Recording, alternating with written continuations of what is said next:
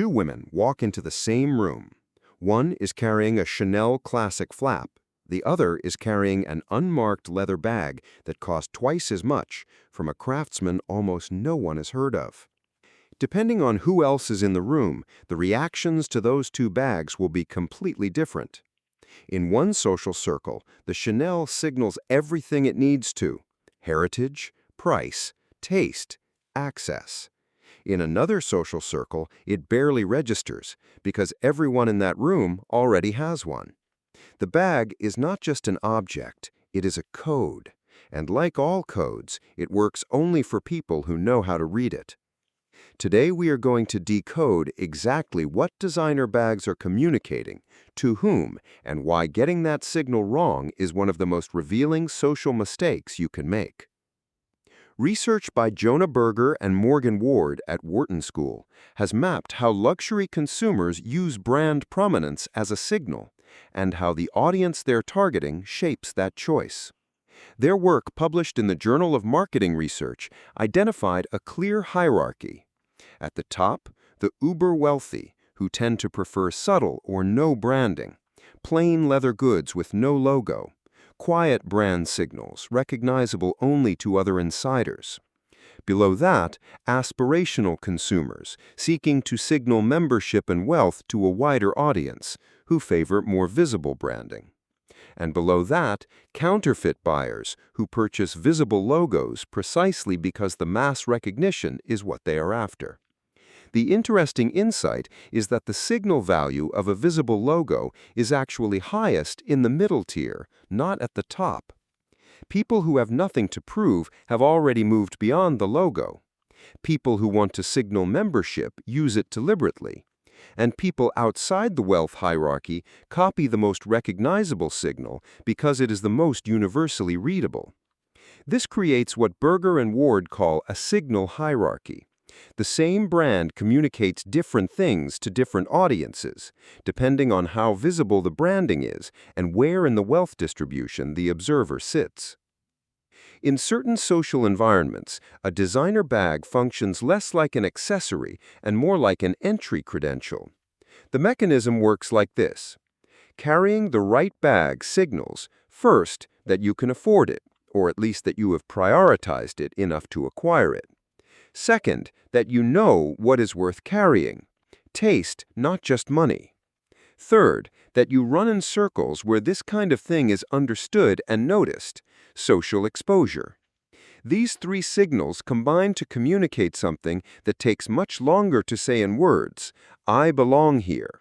Not to the general public, to the specific group that recognizes the bag. This is the password function. The bag is not a statement to everyone. It is a statement to the right people.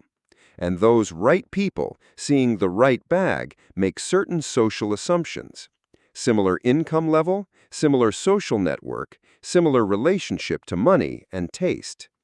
The bag, in this frame, reduces the time and social labor needed to establish belonging. It pre-communicates group membership before a word is spoken. The most extreme version of the bag as password is the Hermès Birkin, which we have touched on in a previous episode, but deserves a focused look here for what it reveals about access architecture. The Birkin operates on a completely different access model from most luxury goods. It cannot simply be purchased on demand.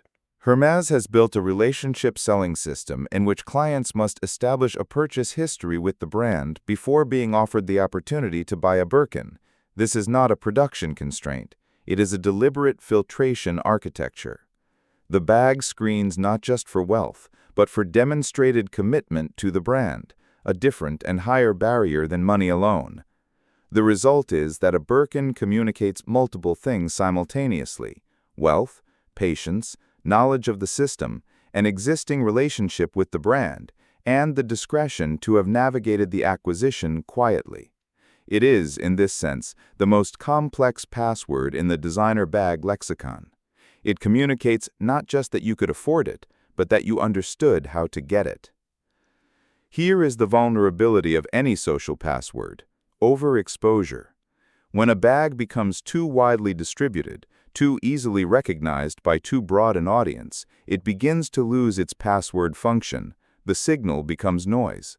This happened visibly with the Louis Vuitton monogram in the 2000s and early 2010s.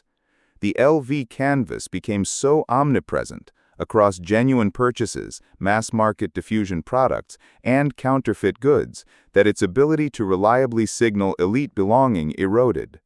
The brand spent significant energy repositioning toward quieter, more expensive, less immediately recognizable product lines. The same cycle has recurred with multiple brands across different eras. As the audience for a luxury good expands, its signaling value to the upper tiers of its original audience declines because the exclusivity that created the signal has been diluted. Brands manage this cycle through a combination of price increases, product line segmentation, extremely limited editions, and regular design shifts that require cultural knowledge to track.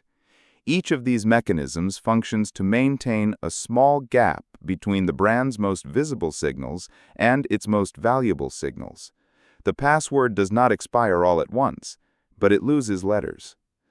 The designer bag is never just a bag.